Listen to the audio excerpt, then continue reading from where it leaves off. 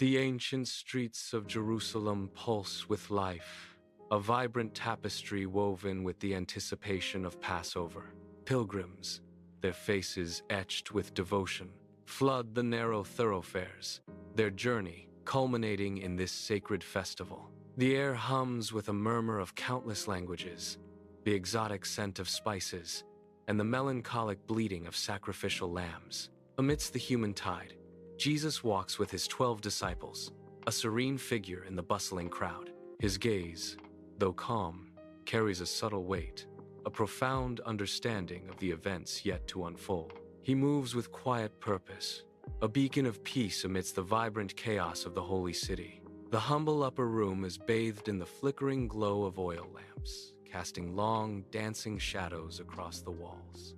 Disciples, including Peter, John, James, and Judas Iscariot, gather around a simple wooden table, a palpable anticipation in the air. Their faces are etched with a quiet reverence as they prepare for the sacred Passover meal. Jesus' gaze sweeps over each disciple, a profound silence acknowledging their shared journey. His eyes linger on each face, a silent testament to their history and the unfolding path ahead. The flickering light illuminates their solemn expressions, hinting at the momentous events about to unfold. The disciples gather around a long wooden table, their voices a low hum of conversation as they break bread and share wine. Jesus sits among them, distant, a thoughtful expression on his face, his gaze lost in an unseen world. He slowly rises from his seat, picking up a linen towel with a quiet, deliberate motion. The chattering ceases as the disciples watch, their faces a mixture of curiosity and confusion, their eyes fixed on Jesus. Jesus then fills a basin with water, his every movement holding a profound, unspoken meaning. In the upper room, Jesus kneels, his posture one of humble devotion. Peter's face contorts in discomfort, his hands flailing in wide, uncertain arcs. His eyes, wide with surprise, reflect a profound inner turmoil. Jesus reaches out, his hand gently taking Peter's foot, a tender yet profound gesture, preparing to wash the feet of his disciple. The air crackles with unspoken emotion, a moment of deep significance unfolding.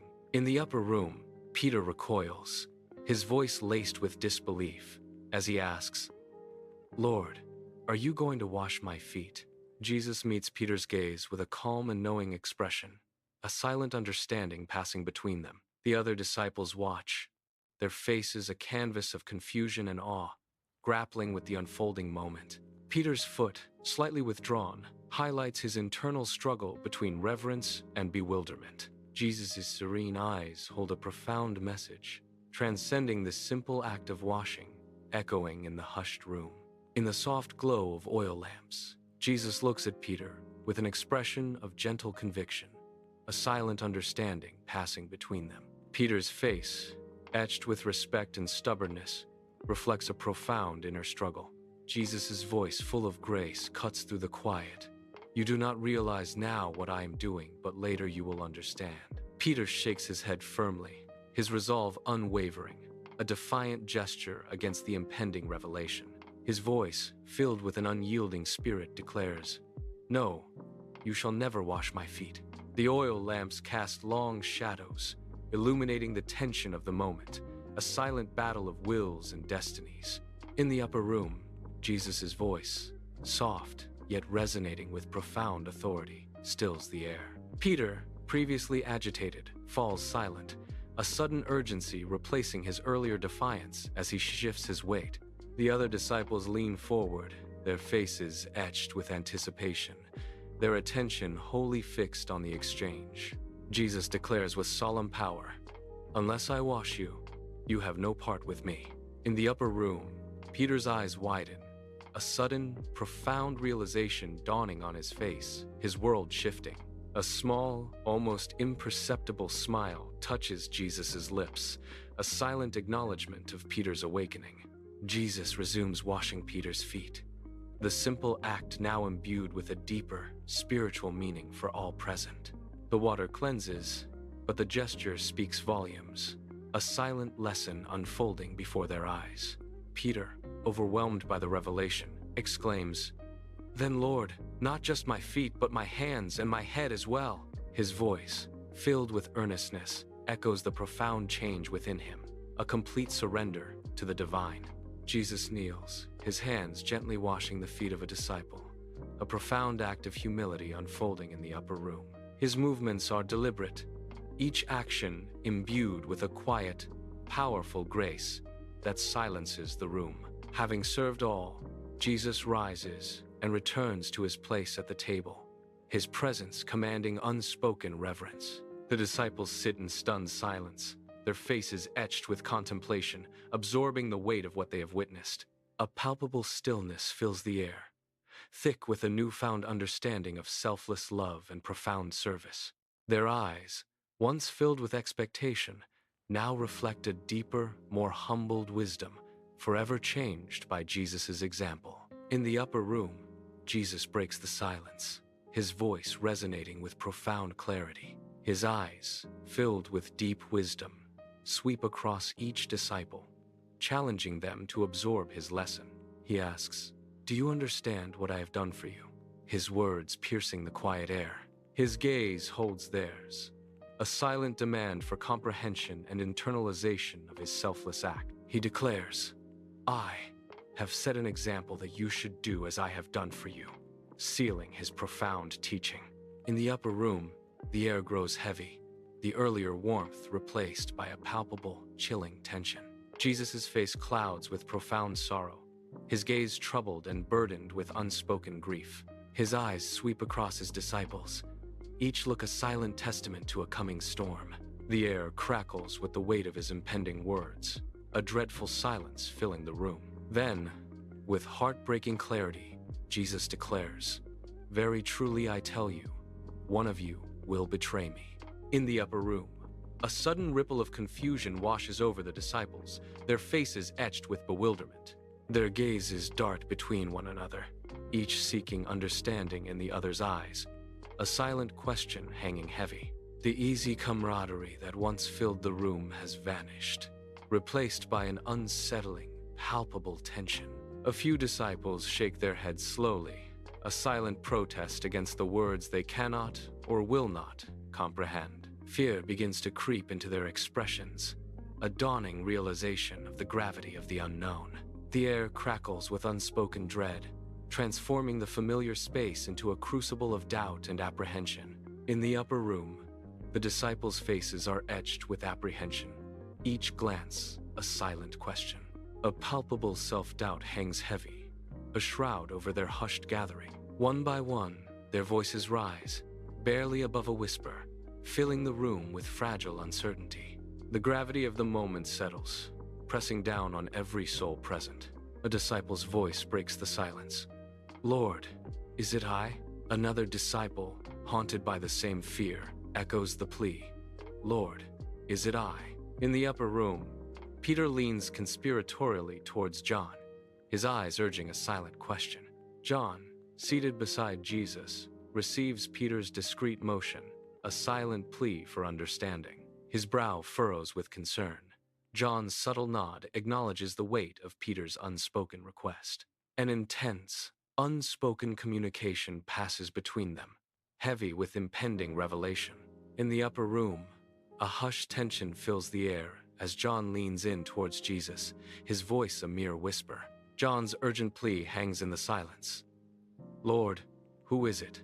Jesus pauses, a profound stillness about him, his gaze distant as if piercing through time itself. His eyes hold a knowing sorrow, seeing beyond the present betrayal. The room holds its collective breath, suspended in the unbearable weight of the unspoken truth. In the upper room, Jesus' voice is low and distinct, a profound hush falling over the gathered disciples. His gaze, heavy with sorrow, pierces across the table, meeting Judas Iscariot's eyes. In a moment of silent dread, a flicker of deep sadness passes through Jesus' eyes, a premonition of betrayal etched in their depths. He speaks, his words a chilling prophecy. "It is the one to whom I will give this piece of bread after I have dipped it in the dish." The air crackles with unspoken tension as the weight of his words settles, an inevitable fate unfolding before them. In the upper room, Jesus dips a piece of bread into the dish, his movements slow and deliberate. His hand, almost ritualistic, extends the bread towards Judas Iscariot. Judas's hand trembles slightly as he accepts the bread, a silent weight settling between them. The other disciples continue their meal, their faces alight with conversation, oblivious to the unfolding drama. A profound, unspoken tension hangs heavy in the air, unnoticed by all but two souls. The bread, a simple gesture, now carries the crushing burden of an impending betrayal. In the upper room, a profound silence descends, thick and suffocating, clinging to every surface. Oil lamps gently crackle, their flickering flames casting dancing, distorted shadows across the ancient walls. A faint, almost imperceptible hum of the distant city drifts through the heavy air, a stark contrast to the room's stillness. The air itself is heavy, pregnant with unspoken words, a palpable weight pressing down on everyone present. This unseen burden seems to coalesce, centering its oppressive force around the figure of Judas, a silent, damning indictment. In the upper room, Jesus' unwavering gaze pierces the air, locking onto Judas Iscariot with profound intensity. Judas's eyes flit away, unable to bear the heavy weight of Jesus' direct stare, his face etched with turmoil. The air thickens with an unspoken understanding, a silent command resonating between them. An inevitable path is embraced, a profound, solemn acceptance hanging in the quiet room. Jesus' voice, a low and steady current, breaks the silence. What you are about to do quickly. Judas's figure shifts, the words a catalyst for the dramatic, tragic events about to unfold. In the upper room, the disciples exchange puzzled glances, their faces etched with confusion. Whispers ripple through the group, speculating about Judas Iscariot's sudden departure. Some muse that Judas has gone to buy provisions for the feast, or perhaps to aid the poor. Their innocent interpretations reveal a profound and heartbreaking lack of understanding. Judas Iscariot rises, his movements stiff and hurried, a shadow of unease falling across the upper room. He avoids all eyes, his gaze fixed on the exit as he makes his swift, silent departure. The door clicks shut behind him, leaving an unsettling void, a silent testament to his absence. A cold draft seems to snake into the room, a chilling echo of his sudden, stark departure. The upper room, now an empty space, where Judas Iscariot once sat, a chilling void. Oil lamps cast long, dancing shadows, deepening the literal and figurative night that has fallen. The air hangs heavy, pregnant with a sorrow too profound for words, a silent witness to betrayal. An oppressive stillness fills the room, each flickering shadow a testament to the night's dark turn. In the upper room, Jesus' serene expression now carries a subtle, profound weight. He reaches for a piece of bread, his movements deliberate, imbued with solemn purpose. Lifting the bread, Jesus offers a gesture of profound, silent gratitude to the heavens. The disciples, hushed and reverent, watch his every move, their bewilderment now replaced by awe. "This is my body, given for you. Do this in remembrance of me," Jesus declares, his voice resonating with eternal truth. In the upper room, Jesus, with profound grace, breaks the bread, his movements deliberate and tender. Each disciple watches, their faces etched with a somber understanding of the sacred moment unfolding. Jesus extends a piece of bread, a profound offering, to one of his disciples. The disciple receives the bread, his hand trembling slightly under the weight of its unspoken meaning. Jesus' voice, deep and resonant, fills the room. "Take and eat.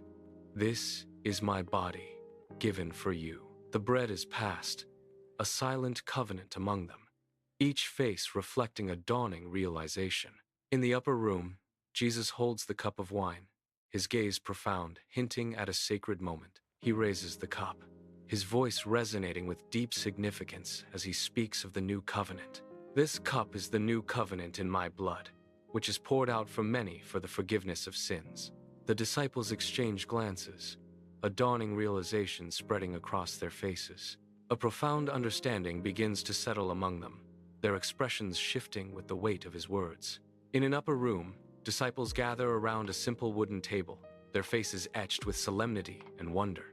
They drink from a cup, each sip a silent communion, a complex mix of emotions playing across their features. Though the immense sacrifice Jesus speaks of remains a mystery, the weight of his words hangs heavy in the air. A palpable sense of anticipation fills the room, hinting at the promise of a new era yet to unfold. Their gazes are fixed on Jesus, a silent understanding passing between them, though not yet fully grasped. Each shared moment, each sip, carries the profound gravity of an unspoken future, a destiny unfolding. A profound sorrow descends upon Jesus' face, his gaze heavy with an almost painful foreknowledge. His eyes, deep and knowing, fix on his disciples, a silent message passing between them. The earlier promise of steadfastness now feels distant, replaced by a stark, unwelcome reality. He speaks, his voice resonating with sorrow. "This very night, you will all fall away because of me." A heavy silence fills the upper room, the weight of his words hanging in the air. In the upper room, Peter's face contorts with a fierce blend of disbelief and unyielding loyalty. He takes a resolute step forward, his eyes burning with an intense, unwavering conviction. The other disciples watch, their faces etched with solemnity. As Peter stands firm, his voice rings out with fervent promise. "Even if everyone else falls away, I never will." A collective, solemn nod passes through the disciples, acknowledging his powerful declaration. The room is thick with the weight of his words, a powerful vow hanging in the air. In the upper room, Jesus gazes at Peter with profound, sorrowful compassion, his eyes hinting at a coming tragedy. He speaks softly, yet his words resonate with an undeniable, chilling certainty. "Truly I tell you, this very night before the rooster crows, you will deny me 3 times. Peter's confident expression shatters, a flicker of doubt crossing his face like a shadow. A moment of stark realization dawns on Peter, his unwavering faith now challenged by Jesus' prophetic words. In the upper room, Peter stands firm, his eyes burning with a fierce, unyielding conviction. His posture is resolute, a testament to his unwavering faith. "Even if I have to die with you, I will never deny you," Peter declares, his voice ringing with passion. The other disciples, their faces reflecting Peter's intense resolve, nod in powerful agreement. A unified chorus of "never" echoes through the room, sealing their shared, unbreakable pledge.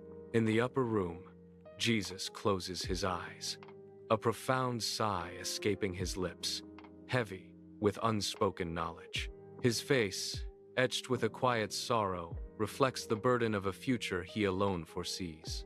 He knows the human frailty that will soon test their resolve, a silent agony in his gaze.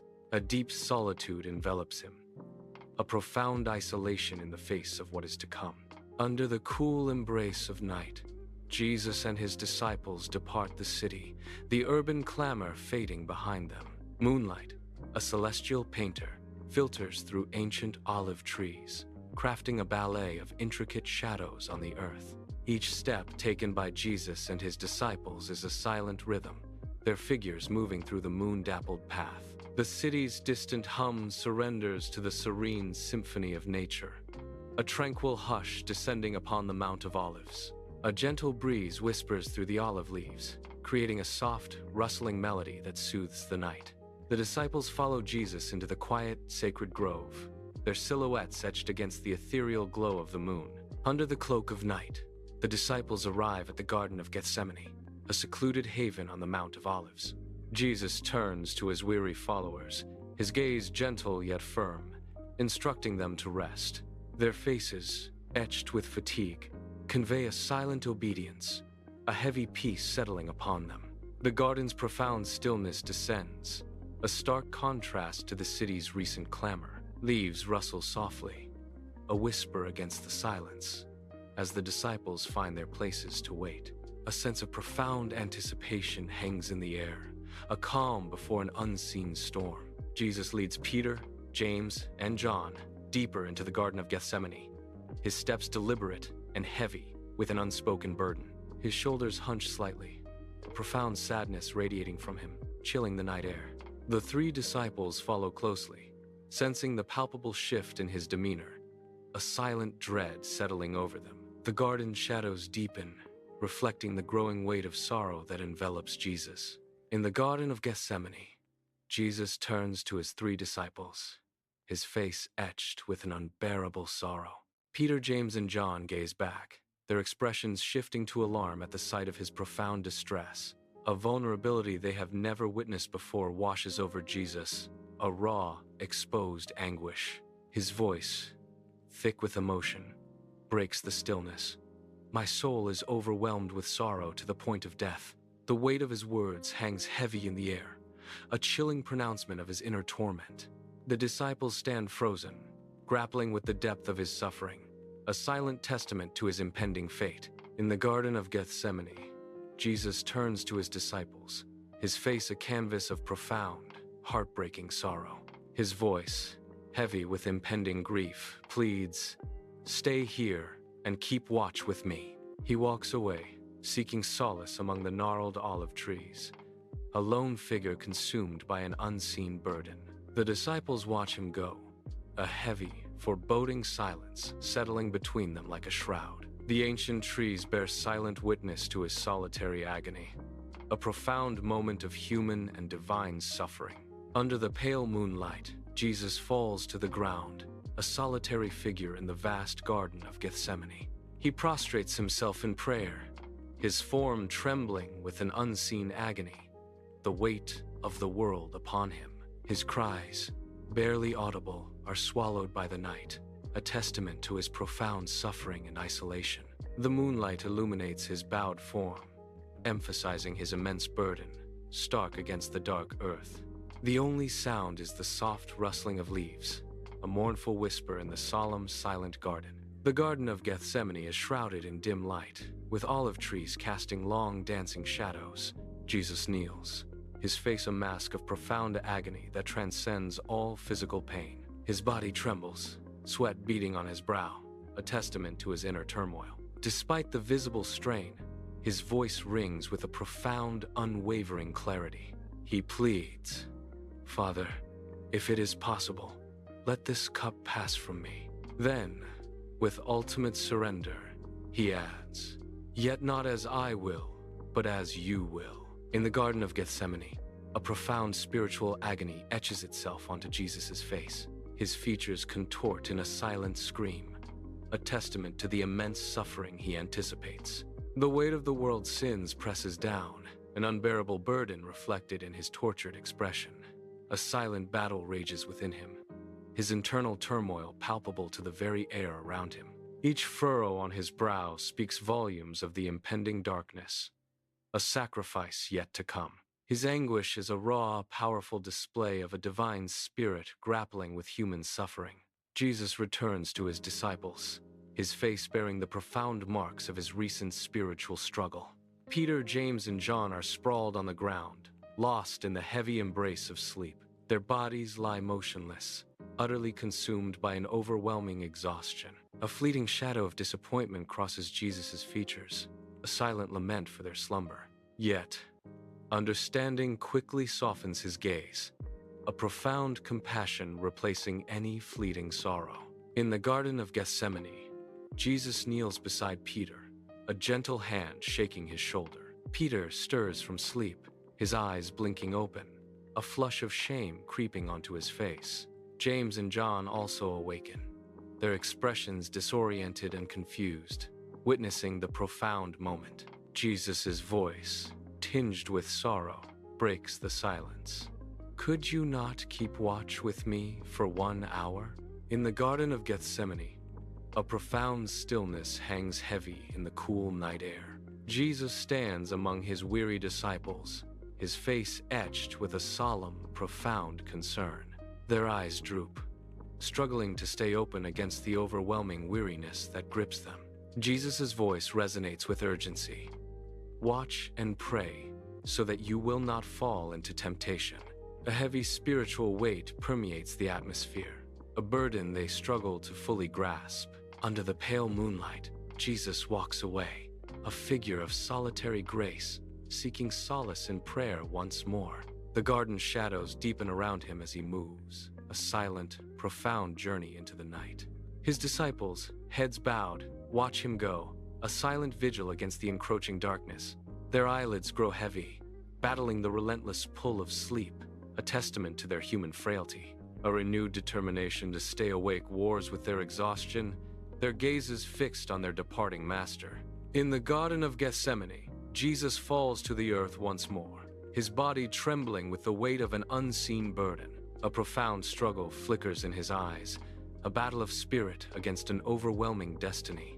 But as his body shakes, a new resolve hardens his expression, replacing agony with an unwavering determination.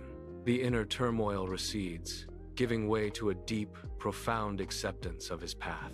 His voice, filled with both sorrow and surrender, echoes, "My Father, if this cup cannot pass unless I drink it, may your will be done." His soft footsteps barely disturb the dewy ground as he returns to the Garden of Gethsemane. He finds the disciples again, lost to the profound depths of sleep, their bodies heavy with exhaustion. Their heads are slumped against each other, a silent tableau of slumber. Slow, deep breathing rises and falls, a testament to their overwhelming physical exhaustion.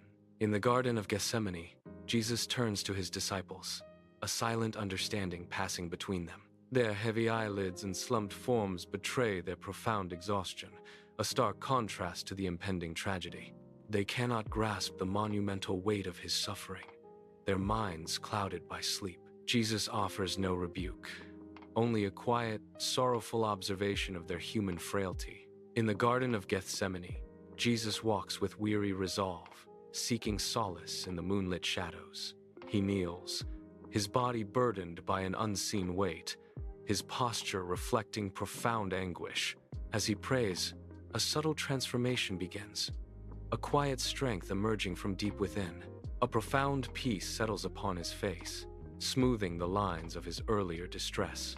His eyes, though wet, gleam with an unshakable resolve, a spirit unbent by earthly trials. This is not defeat, but a powerful, complete surrender to a divine will, radiating serene power. In the Garden of Gethsemane, Jesus rises from prayer, his face now calm, radiating an otherworldly peace. His features, once etched with agony, are now smooth, reflecting a profound inner victory. With a firm, unwavering stride, he turns to walk back towards his slumbering disciples. Every step echoes a battle fought and won. An internal storm now settled into resolute calm. An unshakable determination emanates from him, a silent testament to his profound resolve. In the Garden of Gethsemane, Jesus gently rouses his slumbering disciples, his touch a beacon in the night. His voice, clear and strong, cuts through the still night air, carrying an undeniable weight of destiny. A chilling certainty hangs heavy in his words, a silent announcement of impending darkness. He utters, his gaze piercing the shadows, "Rise, let us go. Here comes my betrayer," he declares, his voice firm, ready to face the inevitable. In the Garden of Gethsemane, the tranquil night is suddenly disturbed by a distant, ominous flicker of torches through the trees. The soft rustle of leaves gives way to the growing murmur of a large, approaching crowd, a chilling sound in the stillness. The distinct clanking of weapons punctuates the hushed voices, painting a vivid picture of impending conflict. The serene garden, once a sanctuary, now vibrates with a palpable sense of menace, its peace shattered. Each sound and light flicker signals an inescapable fate, drawing ever closer, shattering the night's calm. From the deep shadows, a menacing crowd emerges, their faces grim and determined. They are armed with glinting swords and heavy clubs, their presence casting a dark pall over the garden. Leading them are the religious leaders, their expressions a chilling blend of triumph and malice. The disciples shrink back, their eyes wide with raw, unadulterated fear. The air crackles with tension as the crowd advances, a silent, terrifying wave. Moonlight casts long, eerie shadows across the Garden of Gethsemane as Judas Iscariot guides a crowd into its depths. Judas's face is a mask of grim purpose and agonizing desperation, revealing a soul torn by internal conflict. He leads the throng directly to Jesus, fulfilling his dark bargain under the silent, watchful gaze of the night. The air crackles with unspoken tension as fate unfolds in the moonlit garden.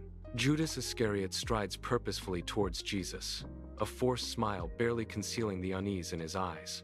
The other disciples stand frozen, their faces etched with confusion and a dawning horror at the unfolding scene. Judas reaches Jesus, the tension palpable in the air as his lips part to speak. "Greetings, Rabbi," Judas says, his voice a chilling blend of false reverence and betrayal. In the Garden of Gethsemane, Judas steps forward, his face a mask of false affection, his intentions hidden. He embraces Jesus, a gesture of intimacy twisted into an act of profound betrayal. A cold, calculated kiss is pressed onto Jesus' cheek, a stark symbol of the impending treachery. Jesus stands motionless, his eyes heavy with profound sorrow, accepting the inevitable fate. The air crackles with unspoken grief and the weight of a moment that will forever alter destiny. In the Garden of Gethsemane, moonlight paints long, dramatic shadows around Jesus and Judas, the air thick with impending doom. Jesus fixes his gaze on Judas, his eyes a profound well of sorrowful understanding, piercing the night. Judas flinches, his gaze dropping to the ground, unable to meet the unwavering, sorrowful stare of Jesus. Jesus' voice, heavy with heartbreak, echoes, "Judas, are you betraying the Son of Man with a kiss?" In the moonlight, soldiers in gleaming armor suddenly advance, their movements swift and decisive. They seize Jesus with brutal force, the harsh grip of their hands a chilling contrast to the serene night. Rough ropes dig into Jesus' wrists, binding him tightly, a stark symbol of his capture. The disciples gasp, their faces contorted with a visceral mix of fear and sheer panic at the sudden betrayal. The garden erupts into a blur of frantic motion, punctuated by the harsh, metallic clatter of arms. In the Garden of Gethsemane, Peter's face contorts with a desperate mask of rage and terror. His hand instinctively grips the hilt of his sword, a flash of steel in the dim light. With a guttural cry, he lunges forward, a desperate act of loyalty to protect Jesus. His eyes burn with fierce determination, ready to face any threat for his master. In the Garden of Gethsemane, Peter, eyes wide with desperation, lunges forward, his sword a blur of steel in the dim light. The blade connects with a sickening thud, a brutal sound ripping through the quiet night. Malchus, a servant, screams, his hand flying to his head, a look of pure agony on his face. Blood immediately stains his fingers as he clutches his severed ear, the horror stark against the serene garden. A stunned silence descends, the violence leaving an indelible mark on the once tranquil garden. In the Garden of Gethsemane, Jesus intervenes, his voice firm and resolute. His gaze fixes on Peter, an unspoken message against violence passing between them. Peter hesitates, his arm still raised, a sword glinting menacingly in his hand. The tension crackles as Jesus speaks, his words a command. "Put your sword back in its place." Peter's hand trembles, caught between his fervor and Jesus' unwavering resolve. The air hangs heavy, waiting for Peter to yield to the profound power of Jesus' command.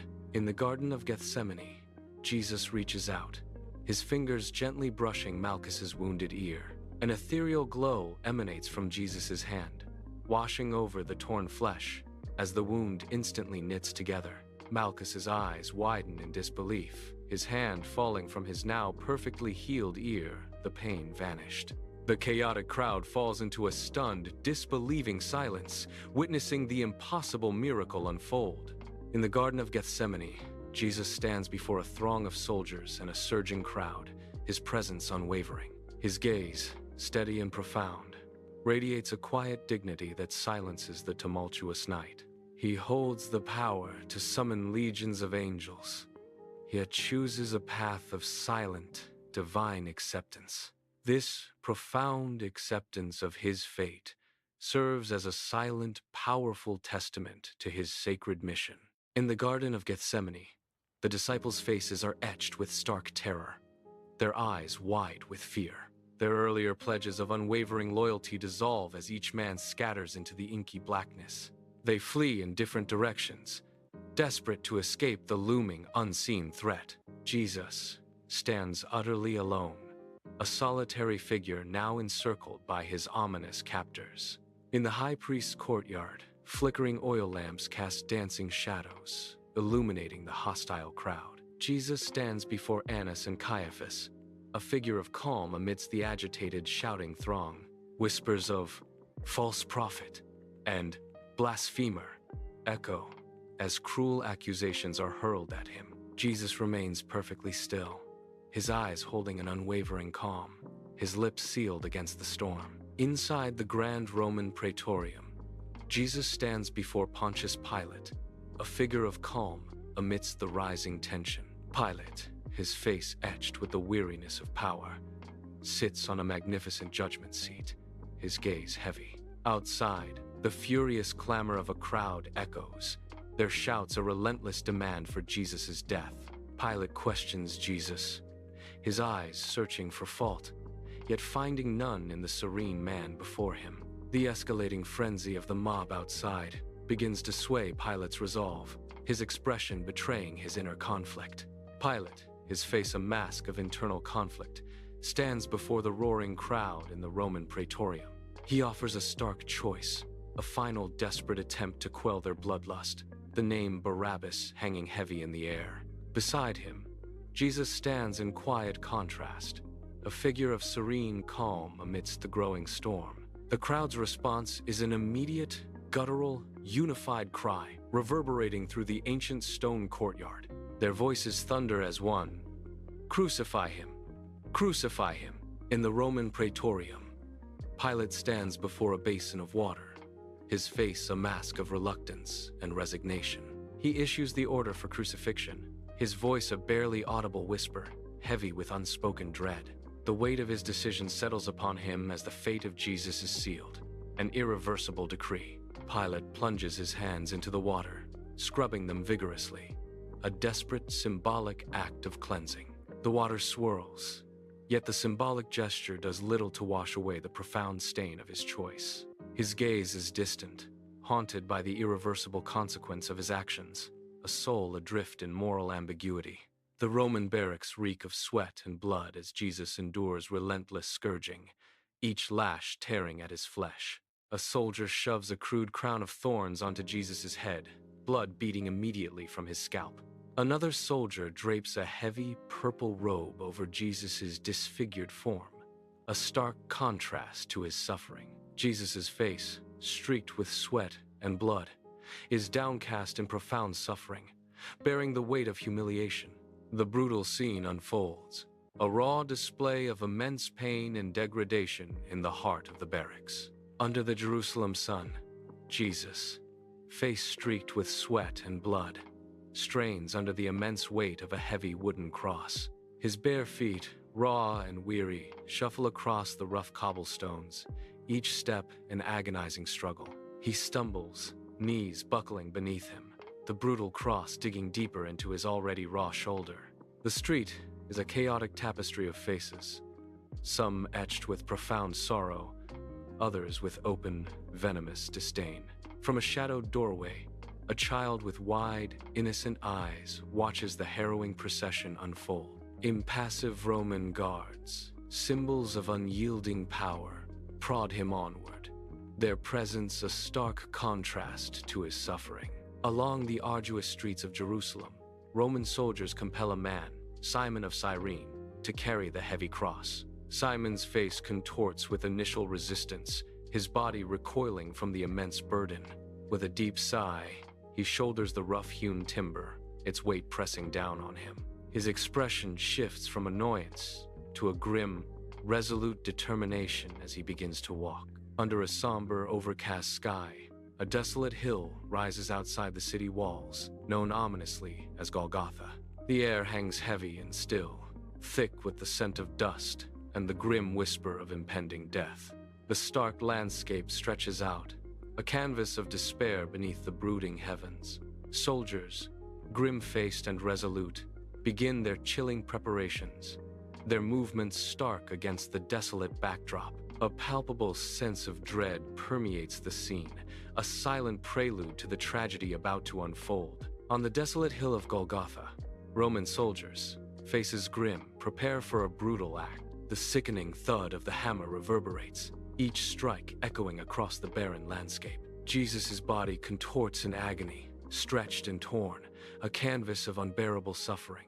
The brutal act unfolds with horrifying precision, a stark tableau against the sky. The gathered crowd watches in stunned silence. Some avert their gaze, unable to bear witness.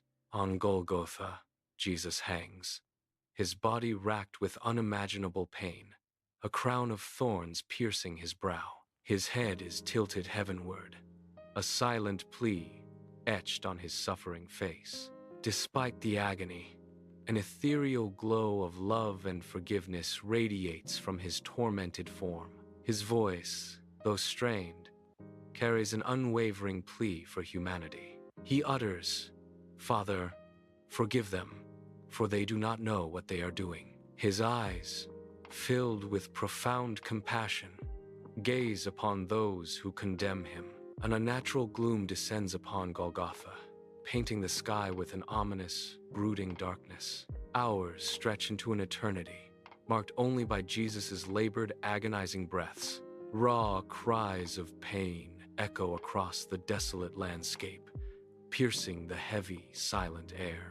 The world itself holds its breath, a silent, awestruck witness to the ultimate sacrifice unfolding. On the desolate hill of Golgotha, Jesus, battered and bruised, lets out a final, powerful cry.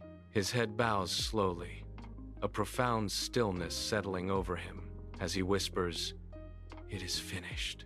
A heavy silence descends upon the grim landscape, broken only by the faint, distant sounds of the city below. His spirit departs, leaving an echoing void, a testament to the ultimate sacrifice. The sky darkens, mirroring the profound and tragic moment on the hill.